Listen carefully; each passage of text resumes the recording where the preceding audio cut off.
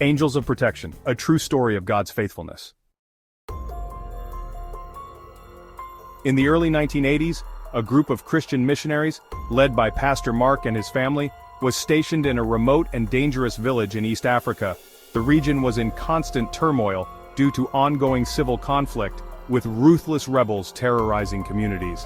Despite the dangers, Pastor Mark and his team remained dedicated to spreading the love of Christ and helping the villagers rebuild their lives. One evening, as the sun set behind the dense forest, a young villager ran breathlessly into the mission station. "The rebels are coming," he cried. Fear spread like wildfire among the villagers. Everyone knew what that meant: destruction, violence, and death. Pastor Mark gathered the missionaries and villagers inside the mission house. The doors were locked and windows were barricaded. The night was thick with tension. "We need to pray," Pastor Mark said firmly. "God is our refuge and strength, a very present help in trouble." Psalm 46 verse 1. As darkness engulfed the village, they knelt together, praying fervently. The sound of distant gunfire echoed through the forest, growing louder by the minute. The rebels were getting closer. Children clung to their mothers, trembling.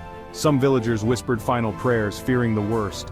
Suddenly, the rumbling sound of vehicles came to a stop just outside the village. The rebels were there. Heartbeats quickened as the missionaries continued praying. "Lord, send your angels to protect us," Pastor Mark pleaded. Minutes passed, but no attack came. Through a crack in the window, one of the missionaries saw something incredible. The rebels, armed and ready, were frozen in place, staring wide-eyed at the mission house. Some dropped their weapons and ran back into the forest. The next morning, curiosity drove Pastor Mark and a few villagers to investigate. They found abandoned weapons and signs of a chaotic retreat. Not a single rebel had crossed into the village. Weeks later, a rebel who had surrendered to the government shared a startling revelation. "We were ready to attack that night," he confessed. "But as we approached the mission house, we saw massive men in shining white robes standing around the building. They held swords that glowed like fire. We knew we couldn't fight them, so we fled."